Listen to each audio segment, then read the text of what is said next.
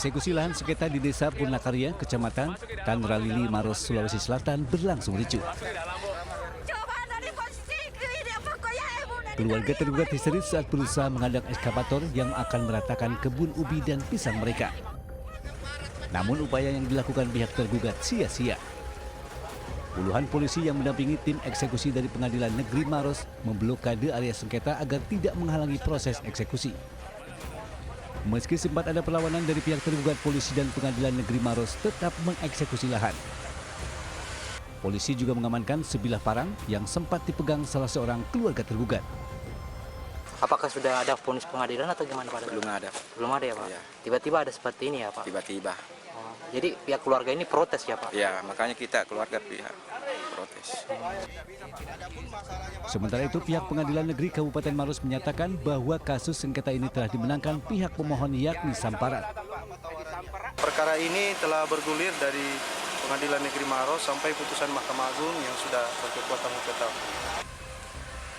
Sengketa lahan kebun seluas 36.360 meter persegi ini merupakan perselisihan antara keluarga Samapra dengan Yudin yang masih sepupu dan terjadi sejak tahun 2021. Dari Kabupaten Maros, Sulawesi Selatan, Wahyu Ruslan, iNews melaporkan. Pemirsa, pelarian Indra Septiarman, tersangka kasus pembunuhan terhadap Nia Kurniasari, gadis penjual gorengan di Kayu Tanam, Padang Pariaman, Sumatera Barat berakhir. Polisi menangkap tersangka di daerah Kayu Tanam usai 11 hari pengejaran ke dalam hutan dan perkebunan.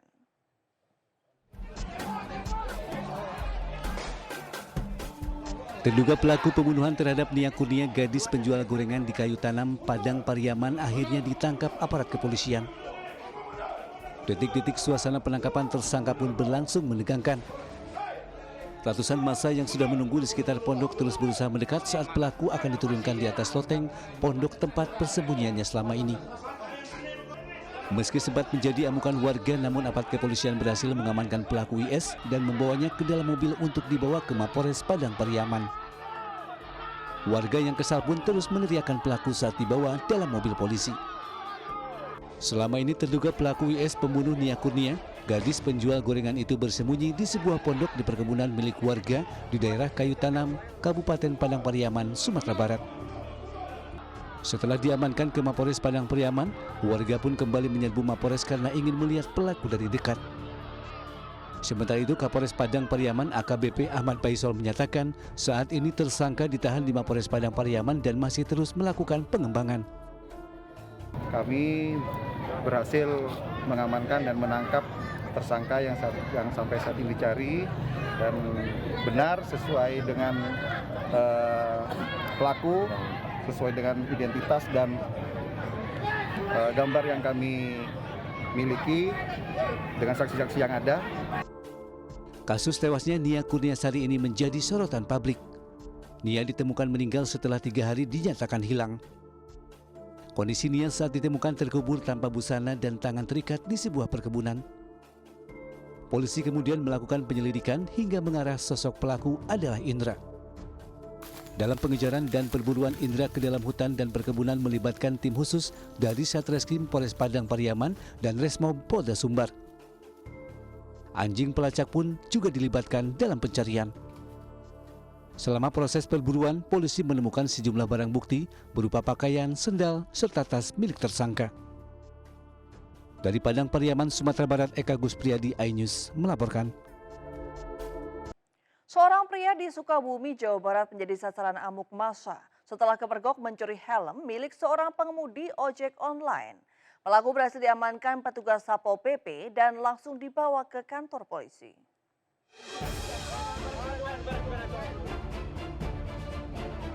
Dalam video amatir terlihat seorang pria menjadi bulan-bulanan warga usai kepergok mencuri helm milik pengemudi ojek online yang sedang terparkir di Jalan Insinyur Haji Juanda, Cikole, Kota Sukabumi, Jawa Barat. Warga yang geram beberapa kali memukul pelaku. Beruntung, pelaku langsung diamankan petugas Satpol PP yang sedang berada di lokasi kejadian dan membawanya ke Polsek Cikole. Peristiwa itu bermula saat korban yang merupakan pengemudi ojek online sedang duduk menunggu orderan pedestrian Taman Dago. Tiba-tiba pelaku yang mengendarai sepeda motor datang dari arah Jalan R. Samsudin langsung mengambil helm yang disimpan di motor. Korban yang mengetahui helm miliknya diambil, pelaku langsung berteriak hingga mengejar pelaku. Saat diamankan, ditemukan 4 helm yang disimpan di dalam kantong kresek yang diduga helm hasil curian. Disangkanya yang ngambil helm itu yang parkir, padahal si Amang Gojek gitu kan. Jadi kelihatan, udah gitu helmnya diambil, langsung dibawa lari. Si Amang Gojek itu ngejar sampai ke katanya ke Bunut. Terus si malingnya balik lagi ke sini. Udah gitu berteriak, maling, udah aja dapat di sana. Saat ini kasus pencurian helm tersebut masih dalam penyelidikan unit Reskrim Polsek Cikole. Dari Sukabumi, Jawa Barat, Budi Setiawan, iNews melaporkan. Pemirsa, seorang pelaku begal yang kerap menggunakan senjata tajam untuk menakuti korbannya di seberang Ulu 2 Palembang diringkus polisi. Sementara satu pelaku lainnya masih dalam pengejaran.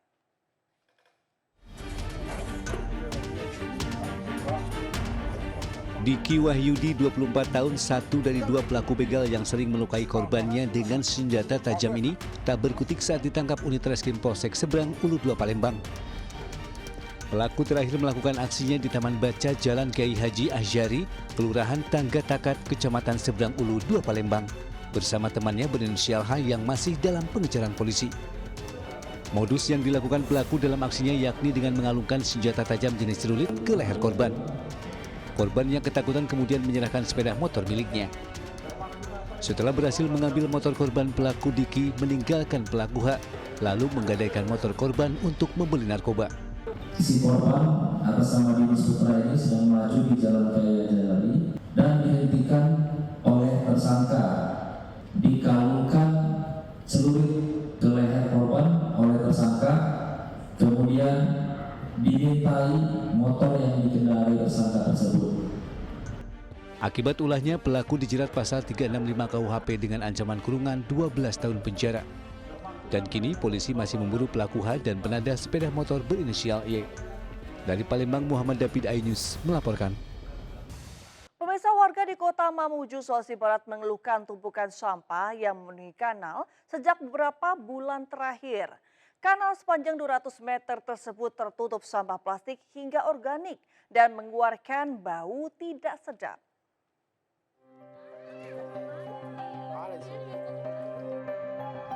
Pemandangan kanal di Jalan Mari Cinai, Kota Mamuju, Sulawesi Barat sangat memprihatinkan.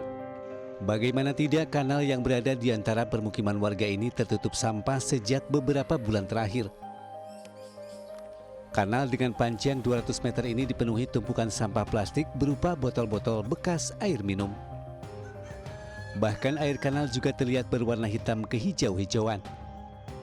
Bau tak sedap akibat tumpukan sampah dikeluhkan warga di sekitar lokasi. Menurut warga, sampah yang memenuhi kanal merupakan sampah kiriman saat banjir beberapa waktu lalu. Selain itu juga akibat banyaknya warga yang membuang sampah ke kanal karena tidak diangkut petugas kebersihan. Terganggu Pak, karena berbau juga kasihan, karena biasa juga bangkai tikus, bangkai kucing, lakukan turun sama orang. Lakukan turun deh. Tapi ini sudah lama ini begini. Sudah lama, sudah dibersihkan, kasihan bersih beberapa hari. Banjir lagi, naik lagi. Ya apalagi kesini semua lagi sampah. Warga berharap ada perhatian dari pihak terkait agar sampah segera dibersihkan sehingga tidak mengganggu warga di sekitar lokasi. Selain itu, agar kanal tetap bersih, warga juga diimbau untuk disiplin tidak membuang sampah sembarangan dan bergotong royong menjaga kelestarian kanal. Dari Mamuju, Sulawesi Barat, Prendi, iNews melaporkan. Beralih ke informasi seputar PON, pemirsa. Medali emas cabang olahraga arung jeram pada nomor lomba slalom kategori R4 Putri akhirnya diraih Jawa Barat. Sedangkan di kategori R4 Putra jatuh ke kontingen Jawa Tengah dengan catatan waktu terbaik 4 menit 4,36 detik. Jawa Tengah gagal mengawinkan medali emas di nomor slalom R4 cabang olahraga arung jeram Pekan Olahraga Nasional ke-21 Aceh Sumut. Jawa Tengah berhasil meraih emas di kelompok putra, sedangkan untuk putri, tim Jawa Tengah belum berhasil merontokkan dominasi Jawa Barat. Tim putra Jawa Tengah sukses menghasilkan waktu terbaik dalam 4 menit 4,36 detik. Medali emas ini menjadi yang kedua bagi Jawa Tengah setelah sebelumnya di nomor sprint putra mereka sukses naik podium. Di bawah Jawa Tengah menempel tim DKI Jakarta dengan hasil terbaik dalam waktu 4 menit 8,66 detik. Tuan rumah Aceh yang pada hit pertama memimpin tidak berdaya di hit kedua, sehingga kalah dari tim Jawa Tengah dan Jakarta. Tim tuan rumah harus puas dengan tambahan medali perunggu. Perlombaan slalom pada olahraga arum jeram merupakan kegiatan yang memerlukan kecepatan dan keterampilan dalam melewati berbagai macam rintangan gawang yang telah disediakan. Sebanyak 14 gawang disediakan pada perlombaan slalom di Sungai Mamas ini. Dalam perlombaan ini juga diperlukan banyak juri untuk melakukan perhitungan poin. Waktu tempuhnya ditambah dengan penaltinya 50 detik. Jadi kalau satu gawang dia 50 detik, dua gawang jadi 100 detik gitu dikumulatifkan. Tapi kalau semua kepala awak perahu ada di antara dua tiang gawang, kalau perahunya menyentuh atau badan awak menyentuh gawang itu hanya 5 detik. Pada setiap tim dalam perlombaan cabur arum jeram nomor slalom ini diberi 2 kali kesempatan untuk mendapatkan waktu terbaik mereka hingga finish. Berikut perolehan medali sementara Pekan Olahraga Nasional ke-21 Aceh Sumut.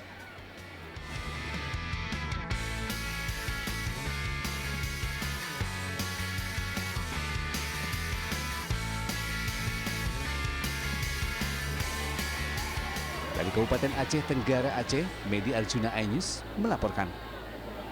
Ya, kita ke informasi pilkada pemirsa. Usai menemui Sutioso dan Fauzi Bowo, pasangan Pramono Rano kembali menemui mantan Gubernur Jakarta Basuki Cahayapurnama. Pramono Rano bertemu dengan Ahok di Monumen Simpang Susun Semanggi, Jakarta Pusat. Nah, lokasi pertemuan ini dipilih karena Simpang Susun Semanggi menjadi salah satu infrastruktur ikonik yang berhasil dibangun di era Ahok.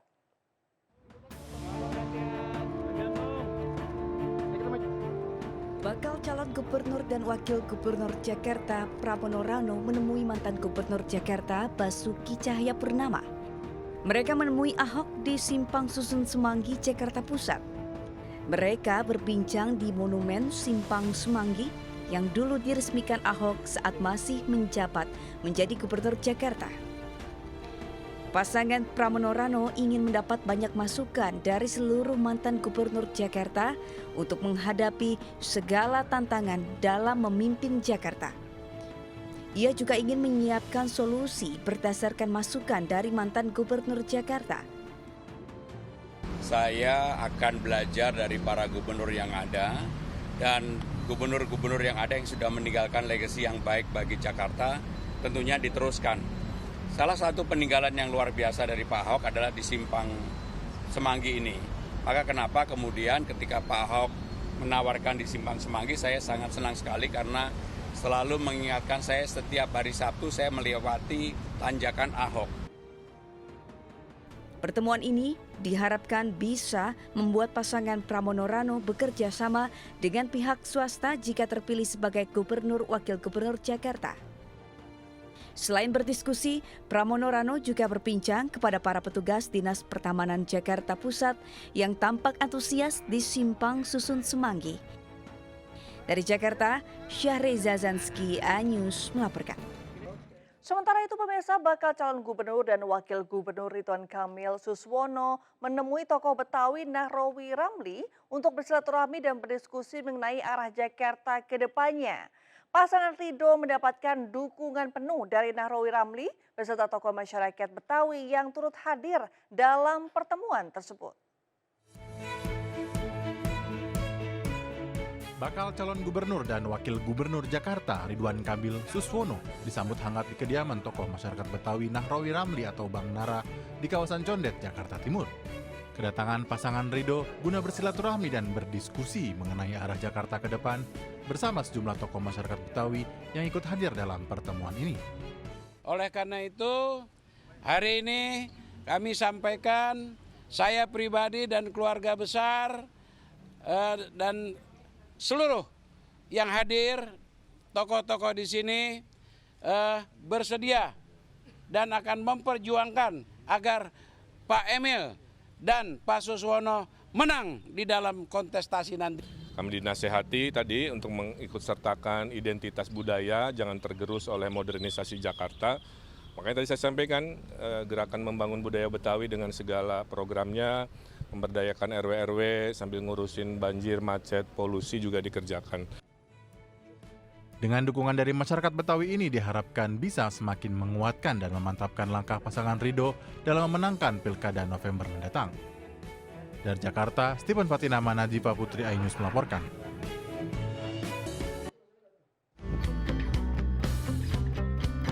Kedatangan bakal calon gubernur Provinsi Riau Muhammad Nasir didampingi Ketua DPW Partai Perindo Riau, Said Abu Bakar Assegaf beserta rombongan, disambut hangat oleh jajaran pengurus MUI Provinsi Riau.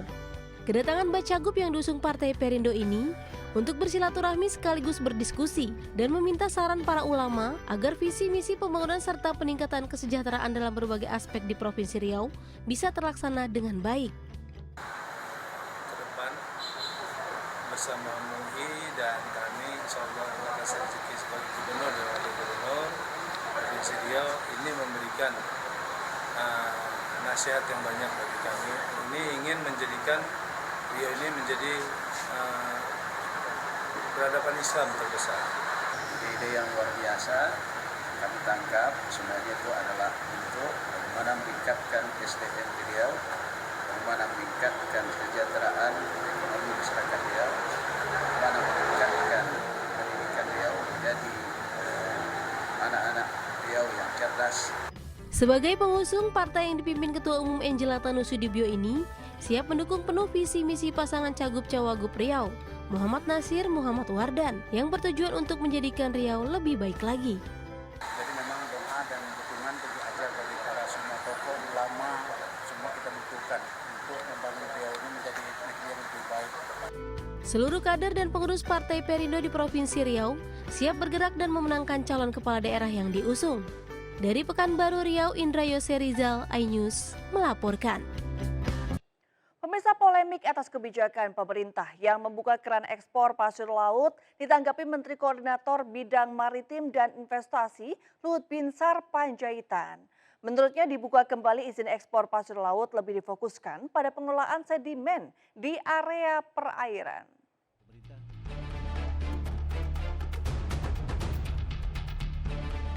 Menteri Koordinator Bidang Maritim dan Investasi Luhut Binsar Panjaitan merespon dibuka kembali izin ekspor pasir laut melalui Peraturan Pemerintah Nomor 26 Tahun 2023 tentang pengelolaan hasil sedimentasi di laut. Luhut menjelaskan keputusan tersebut diambil melalui pertimbangan cukup matang, lantaran hanya mengelola sedimen dan harus dikeruk untuk mencegah kapal terjebak atau kandas di area perairan. Tapi sekarang sudah kita hitung betul, jadi kalaupun mau dilakukan itu sebenarnya sedimen. Jadi tadi sedimen yang harus didalamkan karena kalau tidak nanti kapal juga bisa nyangkut di sana. Jadi kita betul-betul teliti dan teknologi sekarang kita akan bisa mengawasi dengan Diketahui pemerintah Jokowi melalui Kementerian Perdagangan membuka keran ekspor pasir laut. Keputusan itu berdasarkan pengesahan Peraturan Menteri Perdagangan Nomor 21 Tahun 2024 tentang perubahan kedua atas Permendak Nomor 23 Tahun 2023 tentang kebijakan dan pengaturan ekspor. Namun aturan tersebut justru menuai polemik karena dianggap mampu merusak alam laut dan sekitarnya. Dari Tangerang Selatan, Banten, Rian Rahman, iNews melaporkan. Pemirsa, ekspor pasir laut kini menjadi perbincangan hangat. Pasalnya setelah sebelumnya pemerintah melarang ekspor pasir laut selama lebih dari 20 tahun, sekarang pemerintahan Jokowi membuka keran ekspor sedimen laut berbentuk pasir. Kita simak rangkumannya dalam infografis berikut ini. Ya, ekspor pasir laut memiliki sejarah panjang. Dibuka pada tahun 1970-an untuk memenuhi kebutuhan Singapura. Penjualan pasir laut ke luar negeri akhirnya dihentikan Presiden Megawati Soekarno Putri pada 2003 karena dinilai merusak lingkungan. Ya, larangan ekspor pasir laut tertuang dalam surat keputusan Menteri Perindustrian dan Perdagangan Nomor 117 Tahun 2003 tentang penghentian sementara ekspor pasir laut. Ya, dalam SK itu disebutkan alasan pelarangan ekspor untuk mencegah kerusakan lingkungan yang lebih luas akibat penambangan pasir laut. Selanjutnya, setelah 20 tahun dilarang, Presiden Joko Widodo menerbitkan Peraturan Pemerintah Nomor 26 Tahun 2023 tentang pengelolaan hasil sedimentasi di laut 2023 lalu. Ya, aturan tersebut membuat rangkaian kegiatan pengangkutan, penempatan, penggunaan, dan penjualan termasuk ekspor hasil sedimentasi di laut berupa pasir laut. Nah, dari PP tersebut sedimen laut kemudian diizinkan untuk diekspor dengan syarat kebutuhan dalam negeri sudah tercukupi. Ya, ditanya soal dibukanya kembali ekspor pasir laut, Presiden Joko Widodo membantah telah membuka ekspor pasir laut dan menegaskan bahwa ekspor yang dibuka adalah sedimen laut yang mengganggu alur jalannya kapal. Dalam pernyataannya, Presiden Jokowi mengatakan bahwa sedimentasi air laut berbeda dengan pasir laut, meskipun wujud dari sedimen itu juga berbentuk pasir. Jokowi beralasan pengerukan pasir laut diperbolehkan dengan alasan pembersihan sedimentasi dan menjaga ekosistem. Ya pemirsa, meski kini sedimen laut diizinkan untuk diekspor, harapannya kebijakan ini jangan sampai kembali menimbulkan kerusakan lingkungan seperti yang pernah dicegah oleh pemerintahan sebelumnya. Kemacetan horor yang terjadi di jalur kawasan Puncak Bogor pada libur panjang atau long weekend 13 hingga 16 September 2024 lalu mencoreng wajah pariwisata di Indonesia.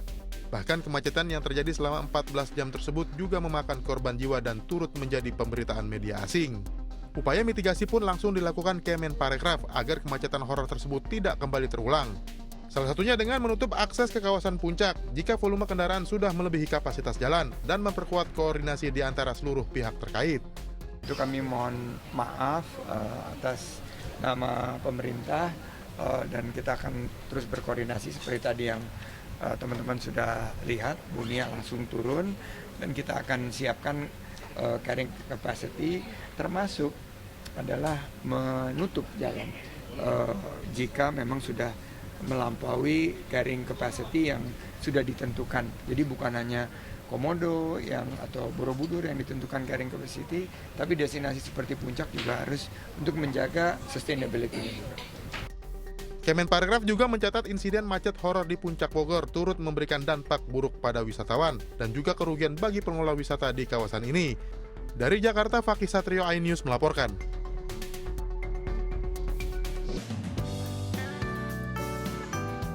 Kerjasama PT MNC Life Assurance anak perusahaan PT MNC Capital Indonesia Tbk dengan PT Karunia Multifinance ditandai dengan penandatanganan nota kesepahaman antara Direktur Utama MNC Life Risha Dilianti dan Direktur Karunia Multifinance Handoko Wijaya serta Presiden Direktur PT Pasar Polis Insurance Broker Anton Prawoto di MNC Bank Tower, Kebonsiri, Jakarta Pusat.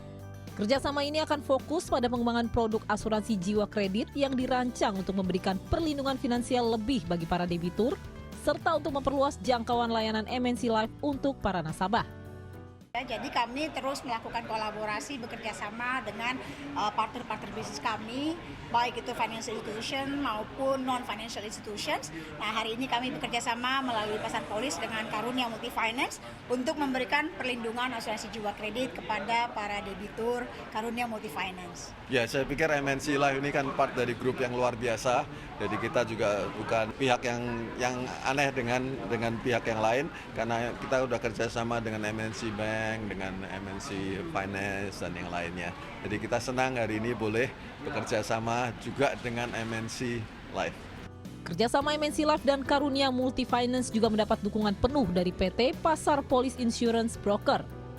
Karena kami lihat MNC Life adalah satu perusahaan asuransi jiwa yang paling mapan ya di Jakarta ini, dan kami sebagai broker pasti akan mencarikan asuransi yang terbaik untuk klien kami.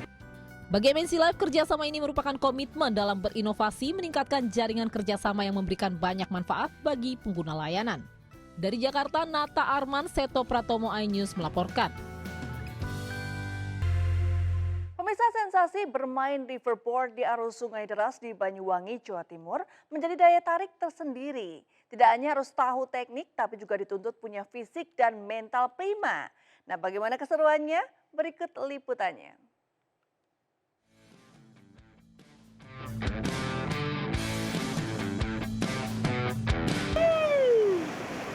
Gak kenapa, ternyata udah sampai sini nih.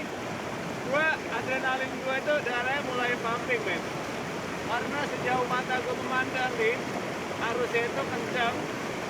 Terus juga banyak turunan di situ. Dan yang paling bikin serem itu banyak batu.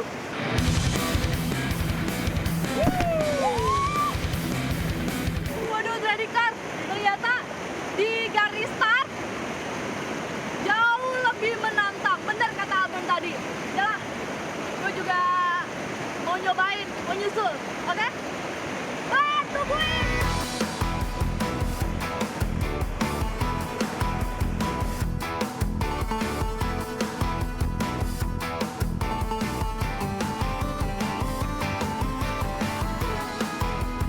Ternyata bro, kalau turunan itu lebih ekstrim. Itu aja tadi ternyata udah ekstrim banget, Mas. Right. Ternyata kalau ada turunan gitu pasti ada batu ya.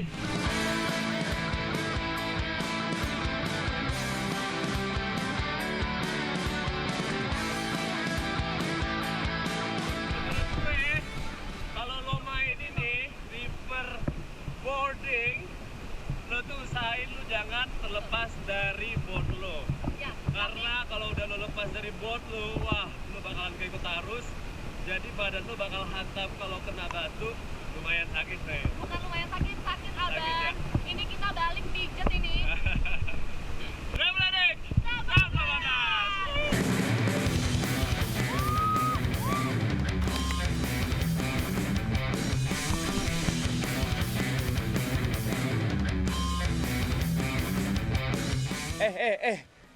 Ngomong-ngomong, Vina kenapa tuh Tradikers? Ini dia nih, resikonya main game ekstrim. Walaupun udah dijamin aman, yang namanya resiko bakal tetap ada. Untungnya nih, teman-teman rescue dari Kalibadang Adventure udah siap ngasih langkah pertolongan pertama. Vina pas turun tadi kebentur, kayak kakinya keseleo. Tapi aman lah, ntar tinggal ke dukung patah. Santai. Kalau gue tadi, pas posisi udah di ujung tebing, harusnya kan maju nih. Gue malah kena arus ke samping begini.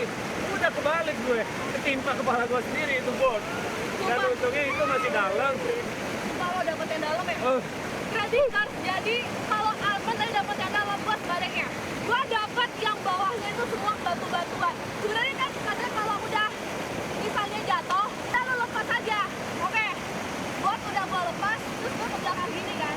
Tradikers, pas gue tiduran gini, kan gue gemeter dong. Kita udah puas banget mainnya, thank you banget brother. Vin, kita berhasil Vin, sampai ke garis finish. Walaupun kaki lo sedikit keselio, tapi aman. Makanya ikutin terus hanya di